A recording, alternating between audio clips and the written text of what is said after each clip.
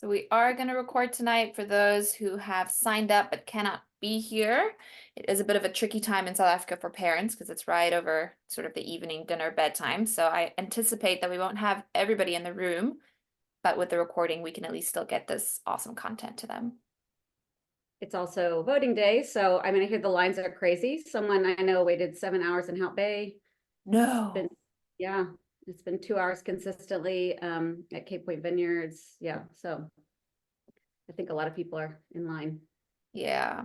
I was just telling my husband, I can't imagine having to still vote at this point of the day, to have that Hi, still on your Elsa, how to-do are list. Oh, you? welcome, Hello. welcome. Thank you. You made it. Welcome.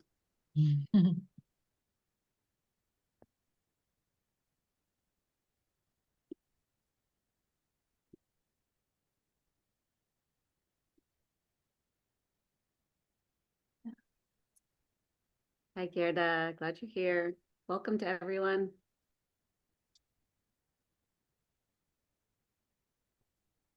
Hello. Good to see you Hello. all. Good to see you too. Are you down the street? Coming by later? Nope. Far away. Just thought I'd check. It's always worth trying. Trust me, if she was down the street, she'd be coming to me next. Yes, true. I'm first in line. Yes, you are. Your babies are All first right. in line. My babies are first in line. This is true. I definitely come after them. Yeah, that's how it goes. All right. Well, let's get started here. It is already 4 minutes past 6, and I want to honor everybody's time and give enough time for Sarah and Kieran to share. So I'm going to kickstart us. Welcome to Raising Kind Kids. I'm so excited about this talk and this topic. I'm going to be hosting the webinar tonight, which really means I'm going to say a few things now and a few things at the end and just hold space for the content to be presented. My name is Jana Belter. I am the Executive Director of Integer Network. I'm also a mom of 3. And so this topic is something that is so relevant.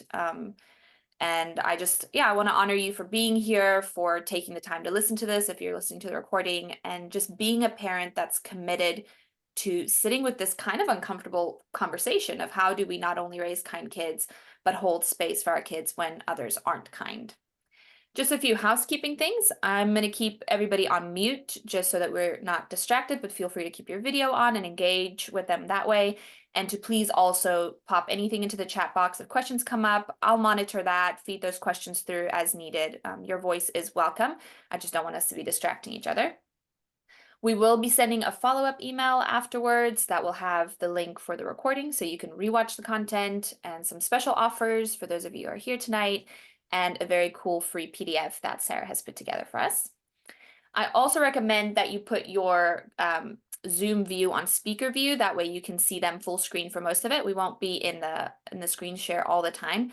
And then you just be a more sort of smooth interaction with them. Just a few things about who we are as Integer. It is an absolute honor to have Sarah as one of our coaches. And so just a context of where she fits in. Integer Network serves individuals and teams by fostering safe environments where people can learn to be authentic, connected, and whole. Those are our core values. We specialize in helping people live integrated lives at work and at home, and we do it through coaching. It's a modality that we have found to be incredibly powerful, and is one of the ways that we want to bring these values to the world. What makes us different to just your average coaching network? We have international coaches, so there's a really keen global perspective that we bring to the table, a wide range of coaches with unique skill sets. Our impact reaches individuals and launches communities that carry the values of coaching. Our impact is always aimed towards making a ripple effect and not just getting the job done. And as a registered NPO, we aim to make coaching accessible to everyone. This is really important to us. We have sort of a community and a corporate leg. Community things would be like hosting these webinars where our heart is really just to make content, conversations, and spaces available to everyone. We also host something called a circle, which is a space where you can come and practice being authentic and what it feels like to kind of share those uncomfortable things in a place where you will not be judged, and mentoring in various forms. And then on our corporate side, we have our coaching services that you can purchase. We service schools, other NPOs, businesses. We do it through our services that include individual coaching, team and group coaching, different workshops, online courses, and so on. Lots of options there. But tonight is specifically about what Sarah and Kieran are bringing to the table. So a little bit about them. Sarah is a life coach, a pastor, missionary, author, and speaker. They have lived in the community of Ocean View here in Cape Town for 14 years now, which is a very long time. And they really have a deep passion for development and intercultural relationships, and we can see that in their day-to-day lives. Sarah has a passion for speaking with families and parents like ourselves, teachers, counselors, and specifically around the topics of inclusion, kindness, and changing the script on special needs. Kieran, her lovely daughter who's joining us tonight, is 15-year-old. She loves singing, dancing, acting, soccer. I mean, what can this girl not do? I'm still waiting to find out. And she really loves her unique life here in South Africa. She really is a beautiful blend of what happens when you've got different cultures coming together and you choose to make your own home. So it is such an honor to introduce them to you tonight and to hand over the floor. Great. Thank you, Yana. Thank you so much. Welcome, everyone. And we're so glad that you're here. I actually have been excited about this conversation for a long time. And this is our first time getting to share it publicly, and we'd like to share it a lot more. It's something we're really passionate about. So becoming a parent, I'm not the most maternal one. I'm not the one who always wanted a baby, but eventually I got called into it, tricked into it, led into it. You could say a lot of things. I became a parent. The scariest part of a parent is when they say it's time to go home from the hospital. You have a living being that you now take home to your house and you have to keep alive. It's terrifying, and many of you have experienced this. So then you keep them alive for a day, a week, a month, years, a few years. We only had a few casualties. One time I'm holding Kieran and bending down in the kitchen, I bonked the top of her head. Just one time I did that. One time she fell off the counter when I'm cooking. Just one time. One time Keller did fall out of his car seat when I was getting him out of the car. Only one time. But other than that, they were fine. They were alive. And so you get to about age 3, 4, 5, and they start to go to school, and you think, okay, like they're alive, and like now they're going to stay alive. And all of a sudden, the new terror hits that they are about to go into a world that is unkind. Who knows what these other kids are going to say to them? Who knows how these other kids are going to act? Who knows what will be said in these environments that you can't control, and you can't bubble wrap your kids as much as you want? It is terrifying.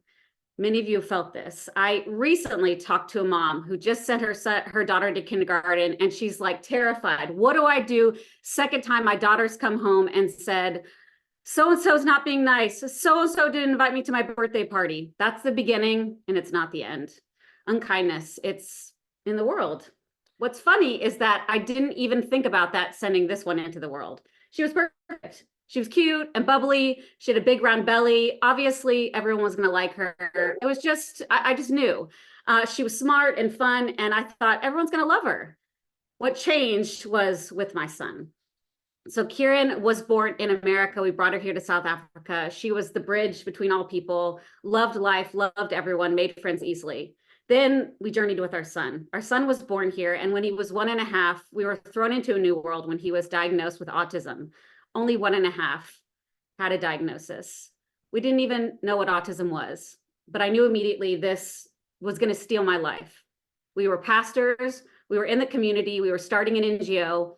As you can already see, we like to talk and we like to connect. What do I do with a son who has autism? We started a journey, as many special needs parents have started, where we start to journey with therapists, caregivers, counselors, anyone that can help our child. We brought our son Keller to the school where Kieran was at, and I knew she would have a protector and a brother, so I felt okay. But I immediately knew we're dealing with a new thing here. With Kieran, she's easy to like, she's easy to love, she's a teacher's pet, she's smart, she's giving, she's lovely. With Keller, he was having tantrums, he wasn't speaking, he wouldn't eat, he wouldn't follow rules, he was constantly dysregulated. That was not a good day. And I just thought, what's going to happen to this child? How are people going to love him? How is he going to be accepted? What is the world going to look like for this child who is different? And so I started to become very aware of the fear of sending my kid into the world. And so, long story short, we walked a long journey with Keller. He went to an incredible school that was very loving, very inclusive, very embracing of who he was. They were very, very kind to him. They would have an autism day, a Keller day, an autism week. They celebrated him with abandon and loved him for who he was. Then he transitioned to go to kindergarten. We call it grade R here. And he again was loved, adored, treasured. And it was in that year that he officially lost his autism diagnosis. Incredible thing. It really was just his cognitive ability meant that you could rewire his brain through all the therapies, but he was very, very loved. And so now we went into a world with two awesome kids. And I started to notice now that other kids weren't as accepted as Keller, weren't as loved as Keller, were misjudged and misunderstood as Keller. And now, because I'd experienced special needs as a mom, I was heightened in my awareness of not just unkindness, but unkindness, especially when kids were different. It was hard to see, it was hard to witness, it was hard to navigate. The school where my kids both were at was an inclusive school, so it was something that was a part of every day. It's why we chose it for Keller. But then I began to see that even an inclusive school, even a loving environment, a church, a NGO, a family is not always a kind environment for kids that are different. It was really hard for me to watch other kids be treated unkindly when we had a story of two amazing kids who were treated so kindly. Let me just tell you one story about the year when my son started school. He was starting grade R, as I said, kindergarten. He went to a meet the teacher day before. He cried the whole time. He totally had a meltdown. It was too much, too overwhelming. He had a buddy from preschool. They both went in. Ashton ran off and made a new friend in a minute. Keller just cried the whole day. I thought, this is horrible. But we had this incredible family with two kids, and they all went to the school. And so the first day of school, they, all three, my daughter and these two kids, walked Keller in to his first day of school of grade R kindergarten. That's what we had. And I didn't realize how radical it was until I started to look around and see how other people were treated other than my kids.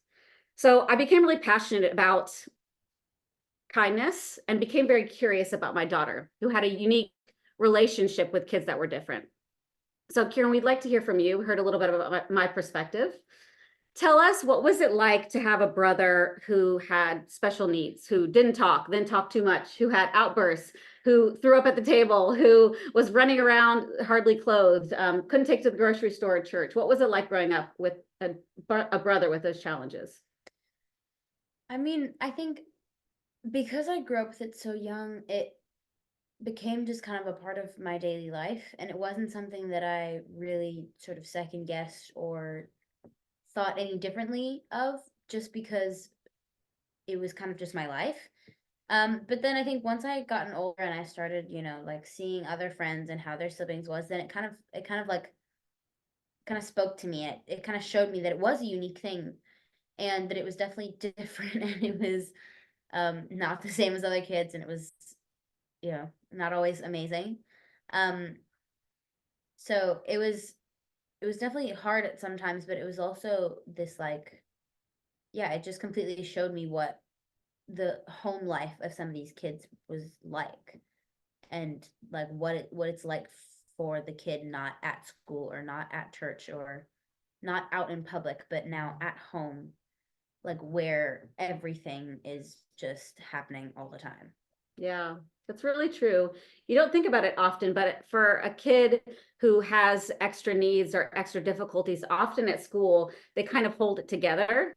And if you see meltdowns, they don't like it. They're trying to keep it together. They're trying to keep everything normal. And at home, that's when they really come undone. So you got to see your brother really come undone and really struggle. You saw him overcome a lot of obstacles, but you knew that it was a different picture at school. And you probably also knew, because you were just wise, that not everyone had a family that was so engaged, so supportive, so loving, and a community like Keller had. It's really different. How did you how were you patient and forgiving for all the stuff that Keller had to, all that we had to do for Keller? Yeah, I mean, I think when you start to understand that what he's going through isn't like what everyone else is going through and what all the other kids are going through, you start to understand why it's so important to forgive him and to, help him find whatever situation needs to be fixed. Or yeah, it's all you need to you learn to figure that out, and you learn to just let it go, because you start to understand that his brain can't work the same. Mm. And so the things that he struggles with are different to the things that we do. Yeah. Yeah. And you think you learned that through like kindness and connection with Keller, he could feel safe to overcome a challenge. And that's what I've seen across the board with anyone that has difficulties. As long as you can have someone helping you who is kind and where you feel safe, then you can overcome stuff. And so we had to do that with Keller time and again, help him to feel safe and heard and seen, and then he could overcome his challenges. So we were doing that at home all the time. Okay, so then you go to school and you start to have kids. You understand autism, you understand special needs, and you start to have kids at school that have these needs. What was it like to see kids your age that were struggling with some of these things? It was definitely different because, obviously being not much older, but quite a bit older than Keller, I wasn't ever in the classroom with him. So I was there at home when everything was unraveling, but I wasn't ever there when he was holding everything in. Mm. And so to then like have a kid who was in my class who was struggling with all of that, it was definitely different because that was something that I didn't know how to deal with, and I didn't know how to help with because I didn't have experience with that side. I was never in a classroom with a kid with autism or with special needs. And so I remember in grade 5 I had a boy in my class, and he really, really struggled with focusing and doing work, and it was hard because I wanted to help him, but it didn't seem like anyone else wanted to help him, and it becomes that like conflict in your mind where you don't know what to do because he's having these outlashes and he's talking badly to the teacher and he's not getting work done, but it's not because he doesn't want to, it's just because he can't. It's like a mental block. Yeah. And so that was definitely something that I really needed to figure out, because that was something that was a side of autism I'd never had to deal with before. Yeah. And often in a classroom, it looks like laziness, or it looks like just refusal. And it's actually sometimes it is. And sometimes it's actually they can't. And so it's hard. It's hard to see in a classroom, and it's not understood. So then sometimes it can be judged. I watched you actually make friends with people in grade school that had special needs. Why do you think you really gravitated and tried to befriend them and tried to help them feel safe and loved? Well, I think, the few people that forced themselves into Keller's lives always had such big impacts on him. Mm. And whether it was the kids that used to come play in our yard, or it was the therapists and the OTs, it was everyone who forced themselves into Keller's life always had a really big impact. Mm. And it made such a difference for him to have people around him who wanted to talk to him and to sort of engage with him. And I think that made such a difference in, him eventually losing his diagnosis. So I felt like naturally drawn to try to, befriend some of these kids because Mm. most of them didn't have that many people forcing themselves into their lives. And Yeah, we didn't realize it at the time, and now we look back and we're just so humbled.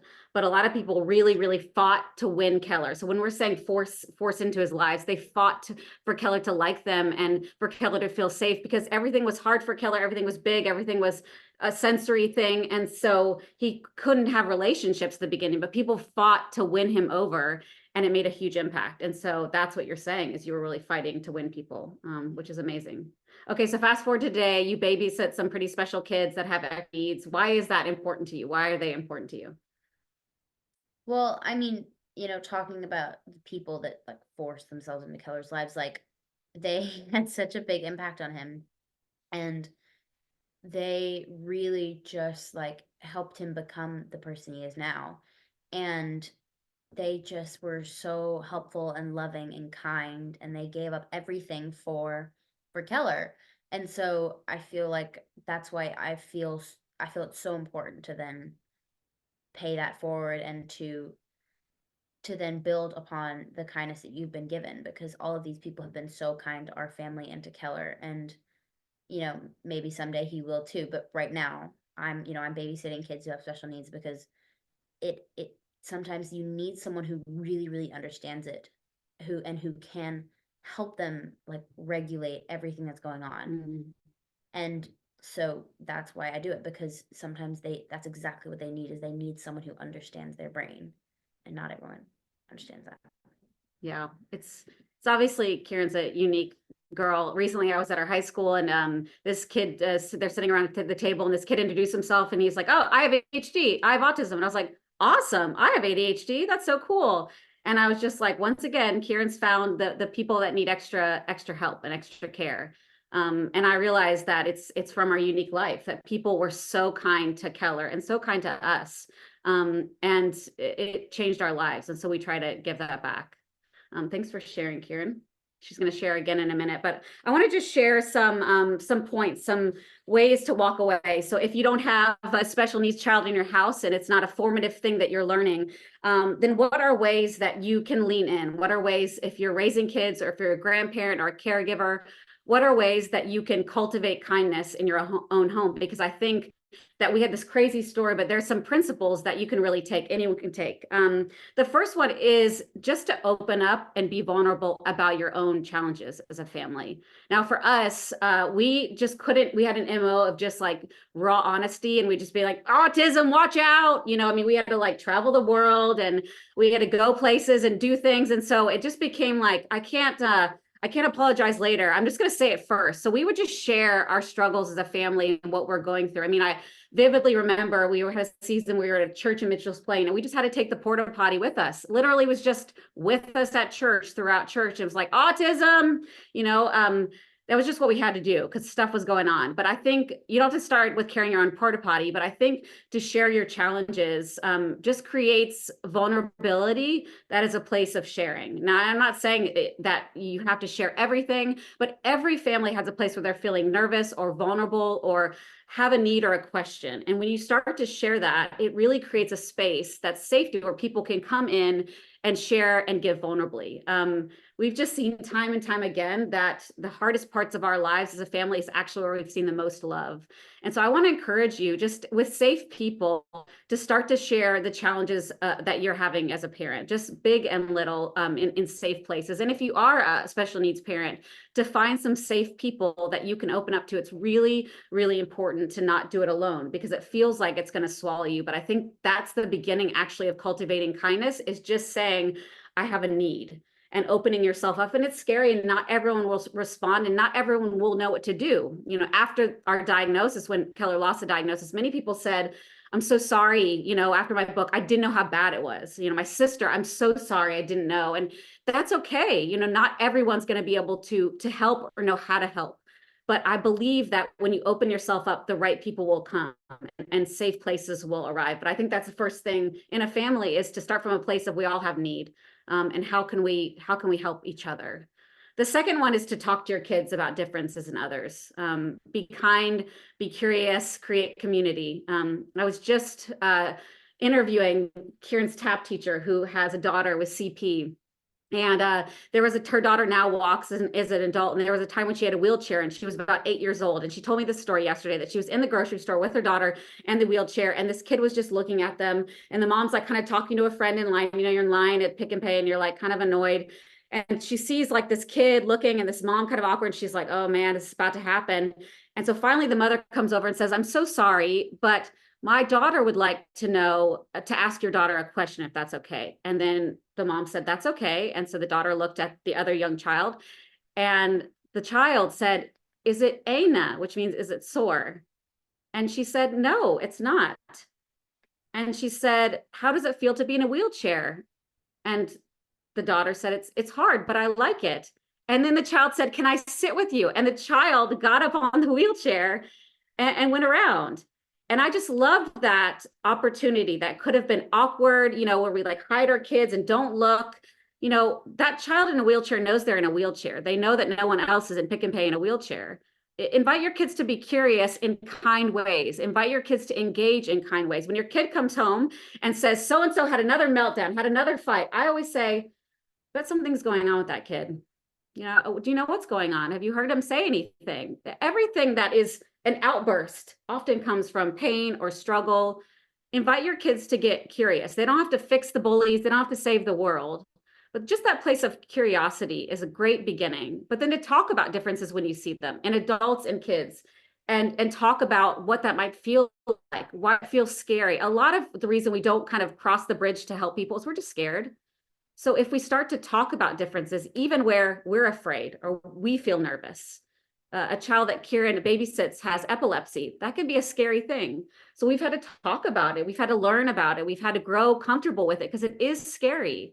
But we want that person to feel safe, and we want them to know that we meet them there. So we learn about it. So talk to your kids. Don't keep it quiet. And then the third one is just to model acceptance and radical love. You just live it. Obviously, we were given the opportunity to have no choice to live it with our son, but now we really step in and try to step out. And it's hard and it's awkward. And sometimes you try to step into someone's life and it doesn't really fit and it doesn't work, or they don't want your help. That's okay.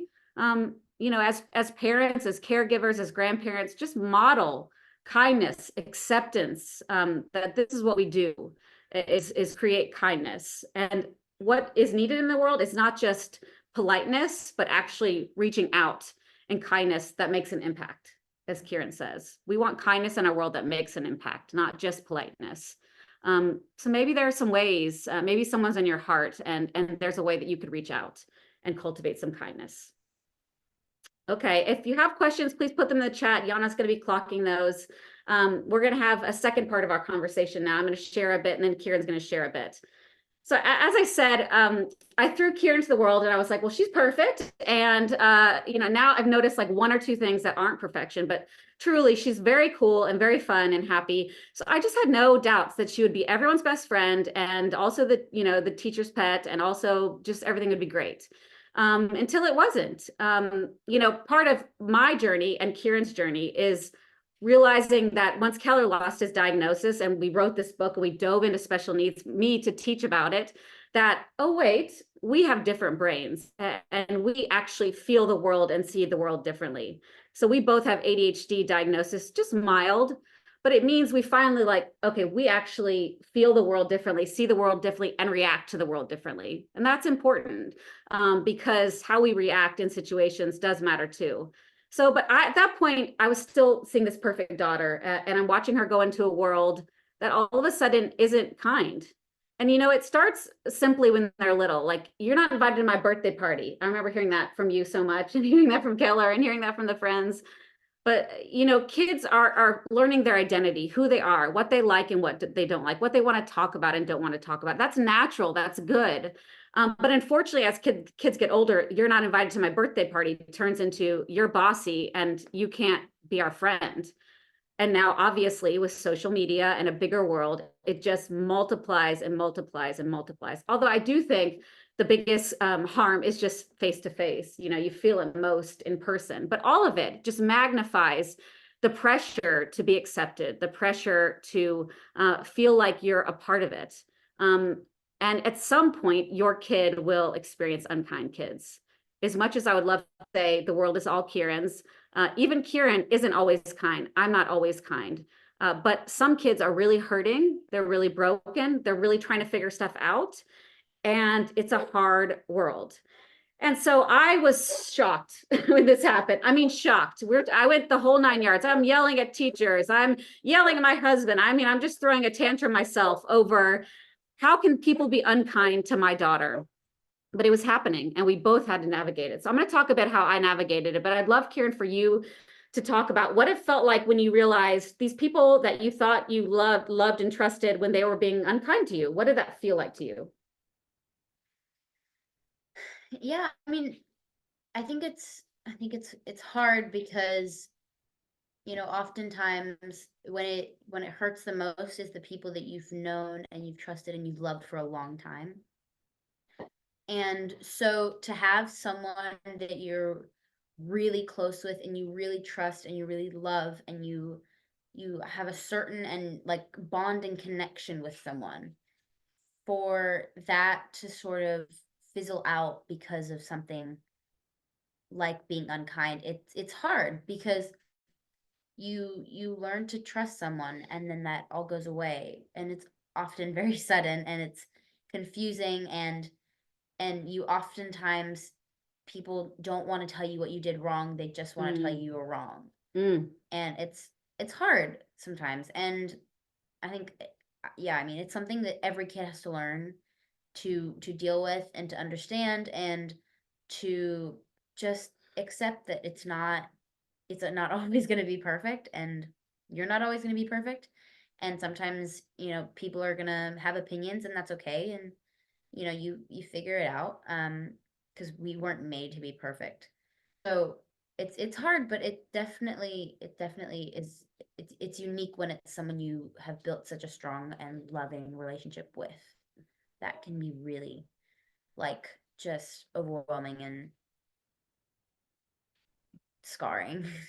Yeah, because you had kids that were mean, obviously. There's always like mean kids or whatever, but they weren't your friends. They weren't the people that you trusted. Yeah. Yeah. And it's hard too, if you're listening to this webinar, you already care about kindness. It's in the title. So I think you're probably already creating and cultivating kindness in your home.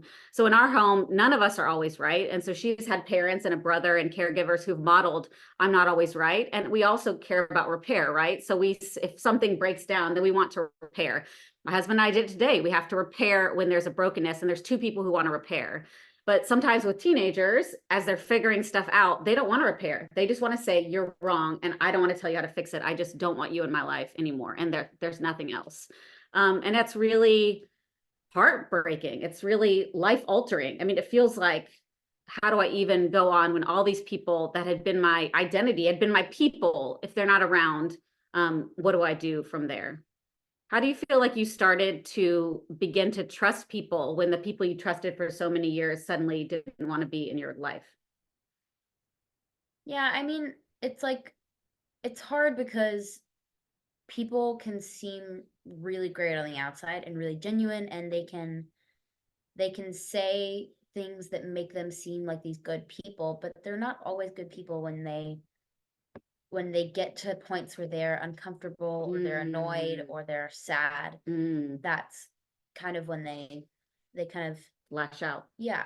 And obviously, if they're going through something, that's, you give them grace, because you don't know, you never know what's going on. But I think, to go through that, and, like, just know that they're generally going through something. So it's so important to just, be there for them. But it's also a matter of protecting yourself. You have to make sure that you trust someone before you become vulnerable with them, because yeah, you just never know if they're going to lash out, or if they're going to all of a sudden not like something you said, and they're going to, just, like, kind of take that friendship away, So it's like, you kind of have to figure it out as you go, but you also have to just learn to protect yourself, and to figure out what you want to tell people and what you don't,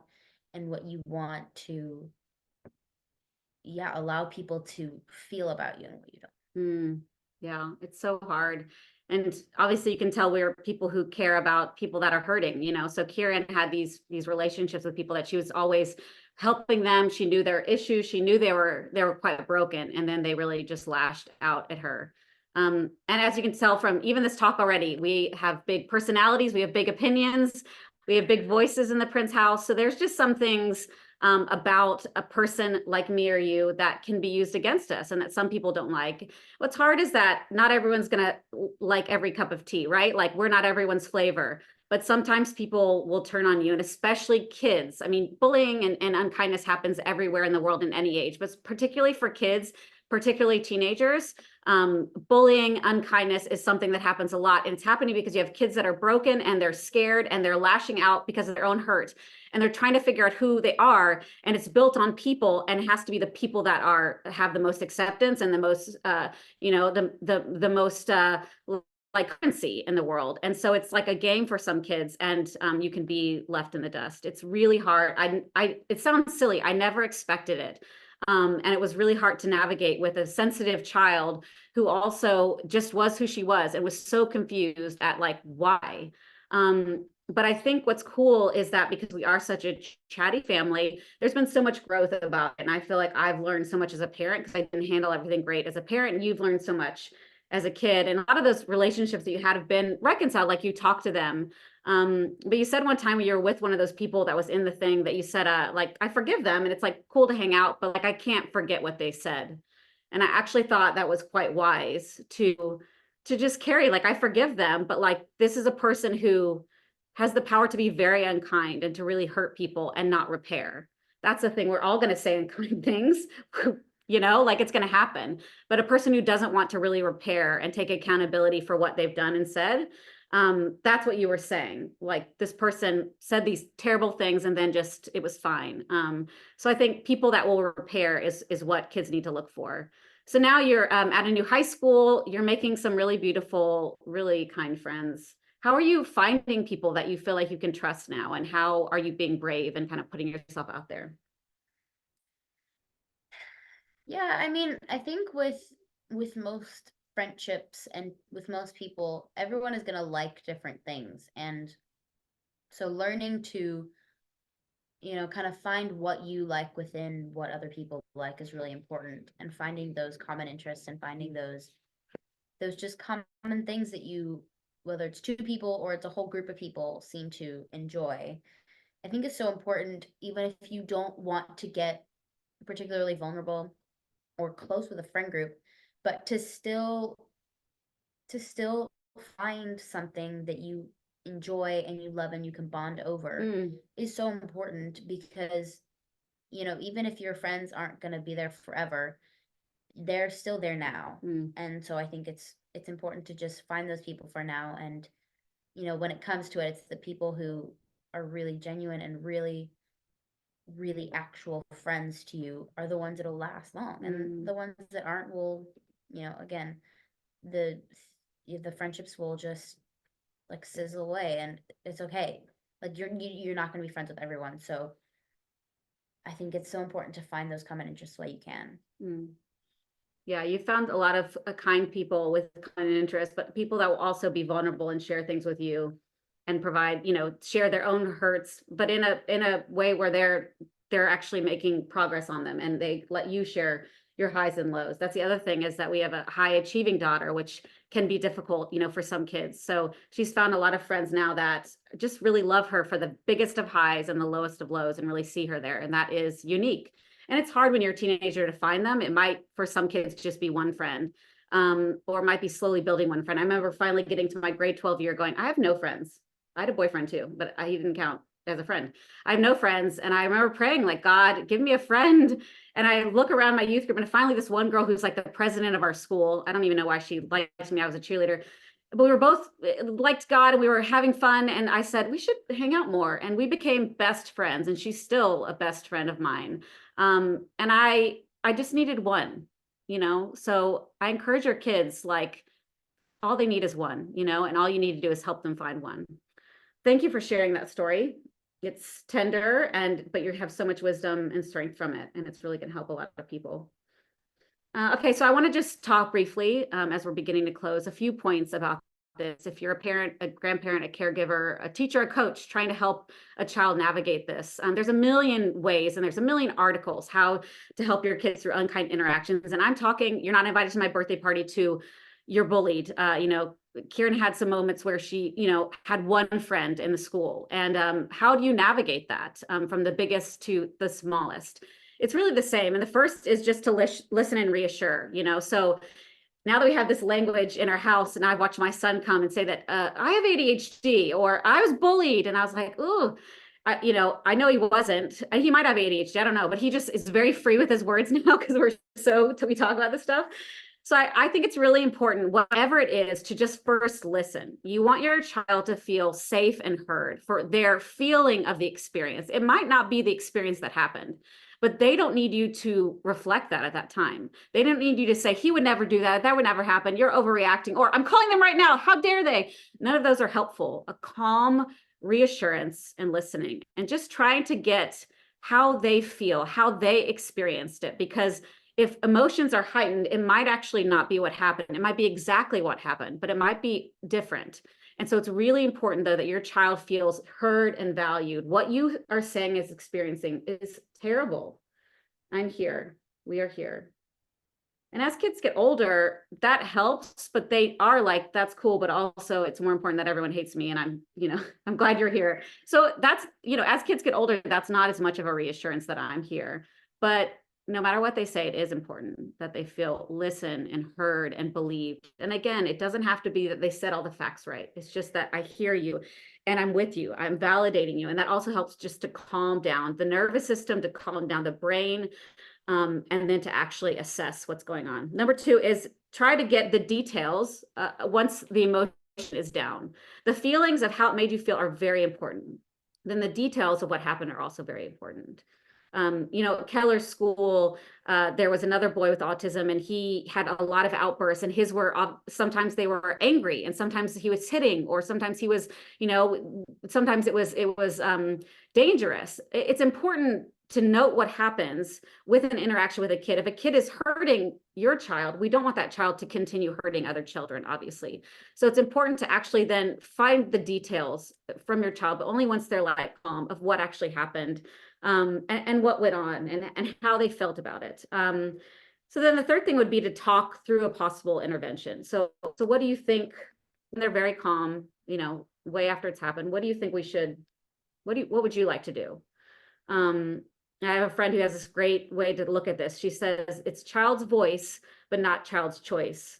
So it's very important the child has a voice in what they think the interaction should be. But at the end of the day, you are the adult. And so you do get to make the choice if something's unhealthy or if something's unsafe. But it's really important that the child starts to think through what could be helpful. Because it might be that they want to beat that kid up, or it might be that they want to do nothing. Beating up is never going to be great. I don't recommend that, but nothing can sometimes be what kids want, and that might not also be acceptable for you as a parent. So talk through what they think, what they want to do. Then next, you need to go to an adult in charge. Any environment you're putting your kids into, there are adults there that may or may not have witnessed the situation. So for Kieran's, for instance, I was going in, I was talking, then I was shouting at the teacher. Don't recommend that either. But there's someone in charge who is in charge of your child and other children in this interaction. And so it's important to go in and talk about their perspective and to try to be open to the other perspectives in the world, in the room, what the other children are going through, what they're saying. All this is important, and it does matter. And then with that adult in charge, or with another spouse, another partner, then you brainstorm strategies. How do we calm this down? For example, in Kieran's situation, we were dealing with kids that were also very hurt and going through a lot. So we didn't want to cause them more pain, even though my first response was they should have so much pain. But of course, I didn't want that. Of course, they were already in pain. And so we devised strategies that helped mitigate their pain, but also stopped the pain on my child. But when you're not invited to my birthday party, whatever the issue is, you got to brainstorm strategies, and those strategies have to have plan B, C, or D. You don't know how things are going to go, but it's really helpful to have a plan in place to know, like, we're not victims here. We're going to do something. We have some way of coming at this. And I think it's helpful for kids to know too, like, we're going to do something that aligns with our values and aligns with the values of this place where you've been, and aligns with the values of humans, which is that everyone should have safety. And then the last one is a little bit different, but I think for parents, it's really important that you're creating places of safety and love outside of these pressurized environments. These kids are lashing out at school because they also feel pressure. They also feel, all this stuff is happening. Everything has to go right. There need to be places where your child, the one who is experiencing unkindness, places where they feel safe, places where they feel loved, places where they feel good about themselves. I brought up Kieran's tap teacher before. She has been a place for years and years of Kieran for safety and love. Sometimes they won't even tap. And it's just someone in the room needs to talk about something. And it's been my daughter before, and I'm so grateful. My daughter feels really confident, and she feels like she's growing in tap. And so that is a place where she feels good about herself and what she brings to the world, but also she feels good about who she is. And it's another safe place other than me. Because as I said, she always knew that I was here and that I had her back. But as kids grow, they need other places of belonging. It can't just be with you. And ultimately, they need friends. But as they're navigating that, other adults are really, really helpful. Teachers, coaches, pastors, friends, neighbors. When we used to do youth ministry years ago, we heard that there needs to be 6 adults in every kid's life that are speaking into them. And so we've just kind of pulled in all these adults in our kids' lives because we knew at some point, even with Perfect Kieran, things would go south and she would need support. But those places where she feels good about herself, where she feels strong and confident, it's really important. And so I encourage you to find those places of belonging and love and strength, because it makes a huge difference. Okay, we're gonna close up pretty soon here. And we might have some time for questions. Yana, just putting that on the radar. I'm not sure how much time we have. I just want to finish with a few thoughts. I began with saying I didn't even know if I wanted a parent, but once Kieran came into the world, I just thought immediately, I thought it is right. Like it is now the world is right. And the same with my son. I love parenting, and but I also want my kids to go into the world and to be confident and to be kind and to make an impact like what's been done for us. I want them to be that. They're not always going to do it perfectly. They're not always going to do it in the way you want. My son cannot walk into a room and look an adult in the face. He just can't. That's not his place of impact.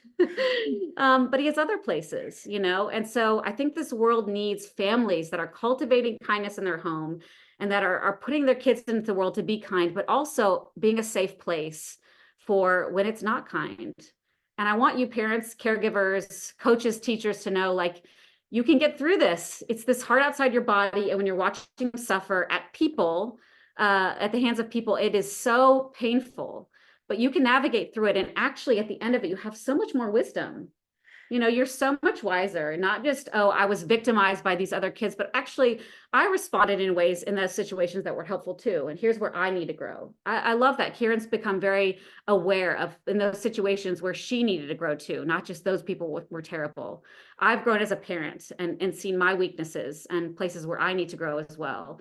So every situation that you navigate, you grow and you learn. And I'm still committed to kindness. And I still believe our job is to go into the world and be kind. And if you believe that, you'll find other kind people. You'll find unkind people sometimes, but you'll learn also to just say, what happened to you?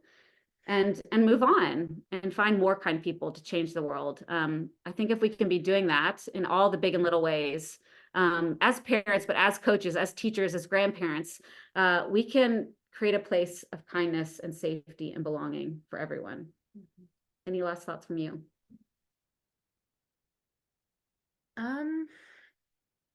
Yeah, I think it's just, yeah, I think I think raising kind kids is so important, but it's also making sure that your kids understand what kindness looks like from the outside too. So that's the modeling. That's you showing kindness or modeling kindness so that your kids know what that looks like on a practical perspective and not just like the words that you tell them.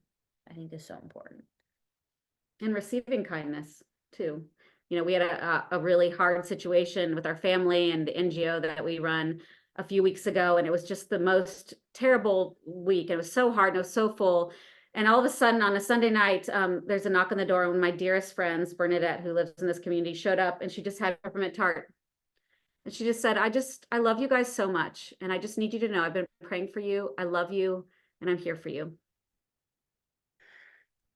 And I just thought, that is so kind. And I did write down to write her a card. I wanted to kind her back. I wanted to be like, no, I'm kind.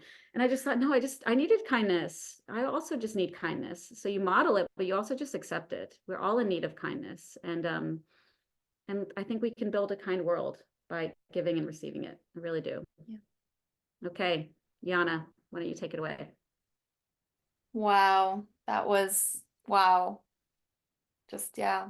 I don't know about the rest of you, but that really spoke to me. I loved listening to the both of you and just feel so encouraged. It really is very daunting raising kids. You love them so much, and then you have to let them go out there, and it's horrible. Terrible. Oh, like we Terrible. just transitioned this year from having our 5-year-old oldest literally go to school in our backyard to like a different school where I don't get to look through the kitchen window and see if he's okay. And it was this thing of like, how do I trust that the world will be okay and that he will be okay? And you don't know. But this has been so encouraging and so empowering to just feel like, I can be there and I can hold those spaces for him and I can learn to navigate these things with him because it'll be my first time every time he goes through it as well. We're constantly Yep. learning as parents, hey? Yeah. Amazing. Well, thank you so much for your time and your wisdom, the both of you. I'm going to do one or two admin things and then we'll open up for questions. We'll have enough time. So the first thing is I am popping into the chat box a link. This link is part of your what next steps. So what we have is just a really wonderful offer from Sarah to say that if you have listened to this talk and it is bringing something up in you, maybe you're going, gosh, I really need to unpack this further and I don't know. She's offering you 30 minutes of free coaching to put on the table whatever it is that is coming up in you through this conversation. So with that link that I've put in the chat box, you can click on it and book 30 minutes with her at a time that suits you both. And just take advantage of having a safe space where you can be held with kindness to come and unpack what this is bringing up for you. This link will also be in the follow-up email. So if you miss it now, don't worry about it. You'll have another opportunity to click on it, but it's there if you want to take advantage of it right away. The second thing that you could do is to purchase Sarah's book, Anguish to Awakening. It is her journey with Keller and his autism and their story and so much knowledge and even more empowering than just this talk. So you can really sit with it and unpack it and make notes. And it's available on Amazon and on Takealot if you're in South Africa. Another thing you can do is join one of our integer circles. Our circles are free or donation based, and they really are about creating kinder spaces in the world. Really, and if you think about it, it's a coach that creates a 90-minute session where you can come and share the things you need to share and just be held with kindness. No judgment, no advice, no fixing, just reflective listening, maybe a good question, but just kindness. And so if you're finding yourself in a place in life where you aren't in kind spaces, you aren't getting a chance to feel that kindness, and that's making it harder for you to practice it, join an integer circle. All that info is available on our website, and we'll make sure to link up the sign-up list if you're interested in the follow-up email. And then lastly, if you listened to this and you thought, gosh, more people needs to hear this, please invite Sarah into your spaces. She is obviously a wonderful and gifted speaker and has just so much in her to share on a wide range of topics. And she loves bringing herself into the world in that way. So if you have a group, an audience, somewhere, a community that you think needs to hear from her, please reach out to her. We'll make sure her contact info is in the email so that you can set that up with her and just, invite the world to hear what she has to bring. And let's create kinder communities together. All right. Last thing, if you wouldn't mind just popping into the chat box for us your full name and your email address so that we can make sure we have your correct information and we can send you both the recording of tonight, but also all those fun extra goodies for you. So please just take a minute into the chat box, your name, full name, and email address, and then we'll make sure we have that saved. And then we have 5 minutes for questions. So if there's anything that comes up for you that you wanted to ask them, or a story maybe that you wanted to share in response, please do that now.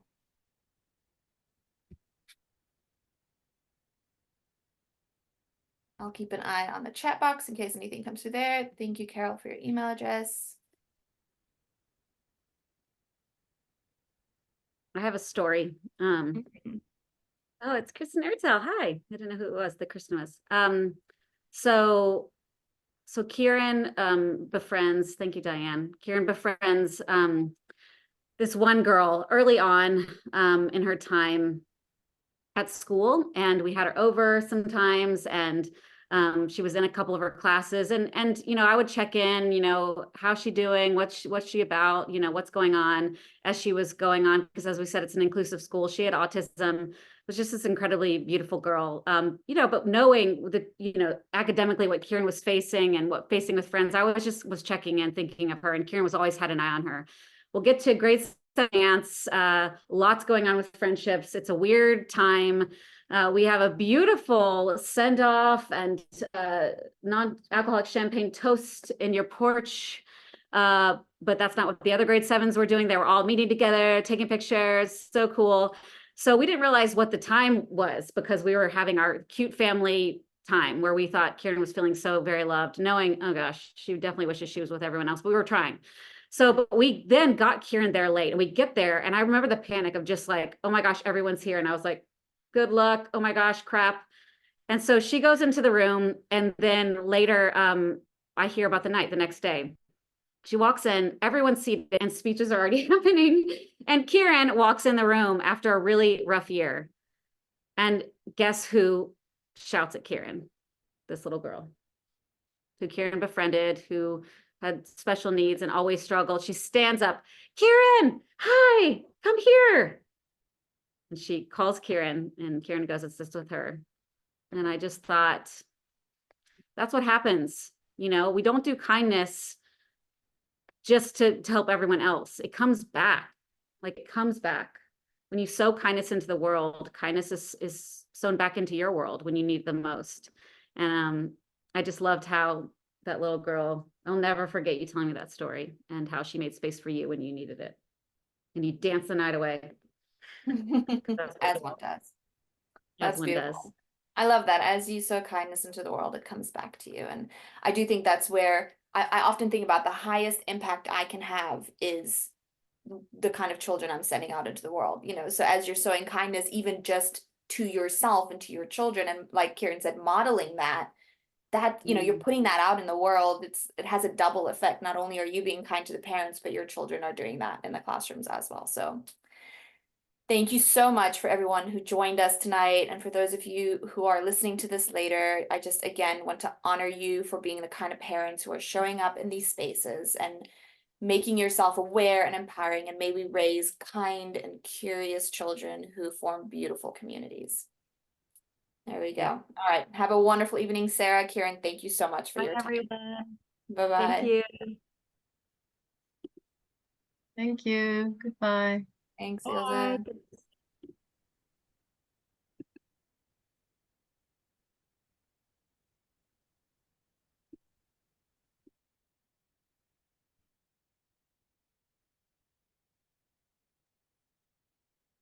Ah!